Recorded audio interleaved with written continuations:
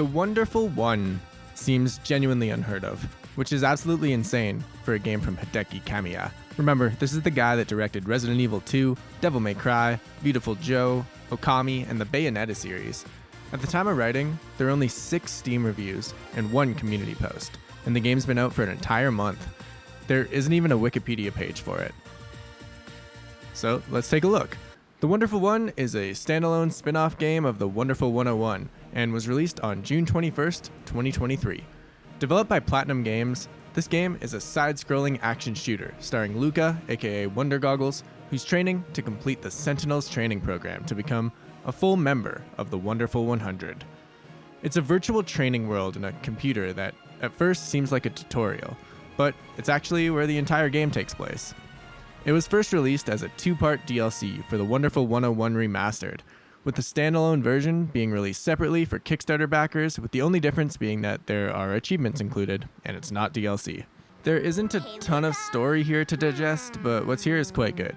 The whole thing's told through dialogue between missions of just Luca and Sue talking. Sue keeps trying to talk to Luca, but he's so in his head that he barely listens to anything she says. She's seemingly in love with him, but he keeps running home immediately after class so he can go back into the training program.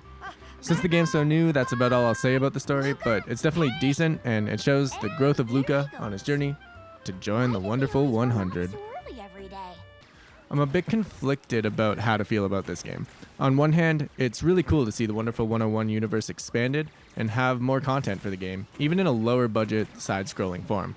But on the other hand, it's hard not to realize that this was made by a team of 75 people from one of the most respected groups of game developers in the world, presumably with a pretty decent budget. The game's fun, but there's very little to it. Essentially, each stage is a training simulation in a computer that pits Luca against a bunch of enemies in separate rooms.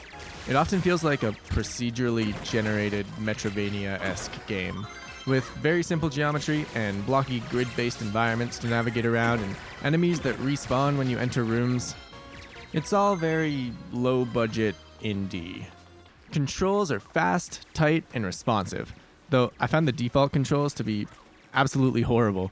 You shoot with the right analog stick and jump with the A button, which are 2 things that should never really be a thing. Because you can't shoot and jump at the same time since your right thumb can only be on one of those 2 areas of the controller.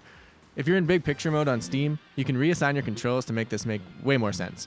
I personally had L1 to jump and R1 to dash, which made everything way better. Shooting happens in bursts of 3, no matter which of the 3 weapons you're wielding.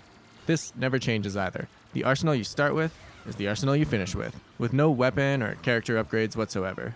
Weapons. You've got a short-range, high-damage shot, a long-range, medium-damage shot, and a super long-range, low-damage shot that bounces off of walls. Useful for hitting the buttons to open the time doors to new areas. These time doors are a good example of how this feels procedurally generated. Sometimes they're placed in thoughtful areas that require you to switch weapon types to hit. Sometimes they're right beside the door for no reason, and sometimes they just exist in totally randomly placed locations with absolutely zero thought put into it. Likewise, the environments feel like a bunch of blocks designed by an AI as well. There are pathways that lead to nothing, and you can't help but wonder if they were supposed to lead somewhere and the developers just forgot. Or hey man, I don't know, maybe this was actually all AI generated. I don't know anymore. Enemies and puzzle elements are often seemingly purposely obstructed by the game's UI. For example, sometimes you see a human that needs rescuing and you jump up to save them, only to get hit by an enemy that was hiding behind the text box where they're screaming for help. Same with doors. Sometimes there's doors behind text elements that are impossible to see. They'll even put breakable blocks of terrain that you have to go through in a couple pixels wide area at the bottom of the screen that you can barely see because the camera's so zoomed in. Speaking of the camera, when I say it's zoomed in, I really mean it. There's nothing more I wanted than to change the FOV or zoom the camera out.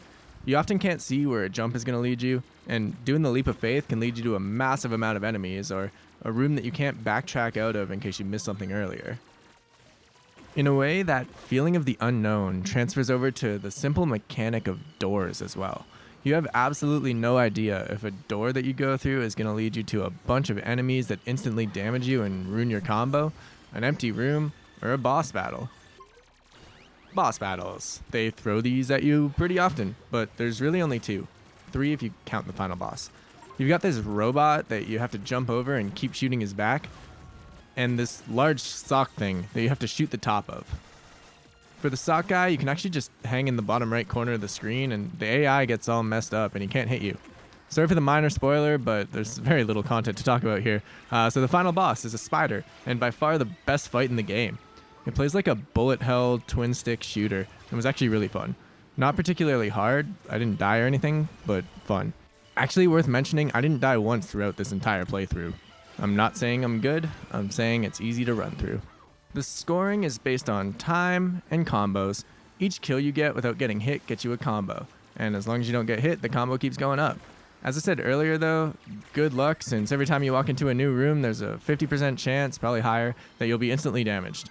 Note that you can't dash through bullets either, you just get hit. In all honesty, it's really hard to see the bullets that are flying at you as well. I play a lot of twin stick shooters and I'm pretty decent at spacing out my eyes to react to the bullets coming at me in all directions, but there's just so much happening on screen here that it's really difficult to see. Also a bit funny and tripped me out for my entire playthrough. Whenever you kill an enemy, the sound effect that plays is like exactly the same as what would play if you got shot in an early 2000s boomer shooter. It made me constantly check to make sure I didn't get damaged whenever I got a kill, and I honestly never got used to this. Also on the topic of damage, Luca gets hurt from the most random things. Like, check out this floor. It's made of ice. It's gonna be slippery when you walk on it, right? Nope, it just hurts you. This is a platinum game, and all I've talked about so far is shooting. Surely there's some crazy hack and slash combos here too, right? Well, also no. There's no melee combat here whatsoever. It would have been nice to even have an automatic melee like in the original Alien Hominid, where instead of you shooting, you knife the guy in one hit or something like that. This would actually help a lot with the instant damaging enemies when you walk to new rooms. Instead, you've got to stand in front of them and shoot them while you guys trade damage back and forth. Or if you can, retreat back to the previous room and then walk back to the room you were just in, but with the knowledge of where the enemies are going to be placed. The game tries to make up for the lack of melee with a card-based attack system.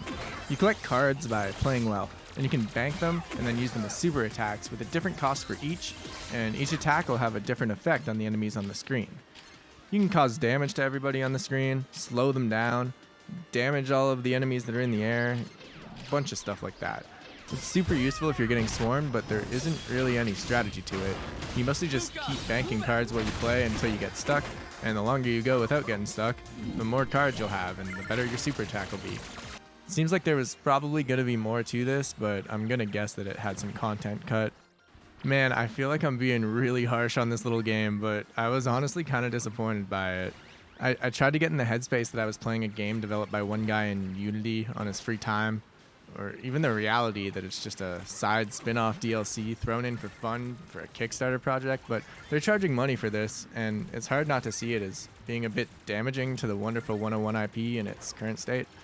There's nothing wrong with releasing weird spin-offs and established IPs, but I feel like it should have had a bit more effort put into it than this. This really does feel slapped together. Bayonetta Origins, Cereza, and The Lost Demon did exactly that, and it scored pretty solid reviews all around. It's too bad Wonderful 101s couldn't get the same treatment. The game does feature some replay value through 3 different modes. You've got the arcade mode, which is essentially the story mode we've been talking about.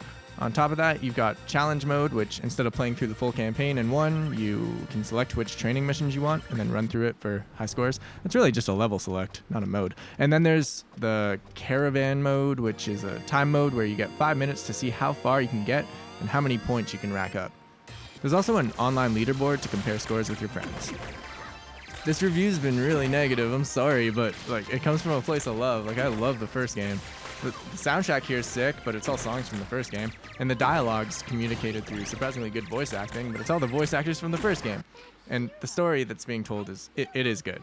It plays well, it's not a bad game, but I think it's a bit disappointing when you consider what IP it's using and the developers who made it. If you're wanting more Wonderful 101 story and don't mind putting up with a little bit of low-budget jankiness, The Wonderful 1 is a decent game to run through in a couple of hours. But if you're excited to play the next Platinum Games action game, maybe wait for the next one. As a game, I don't think it's really worth your dollars or your time. Wonderful! Wonderful! Thanks for watching, guys. If you liked the video, feel free to leave a like or hit the sub button to help me out. But that's all I got for this one. Love ya. Peace.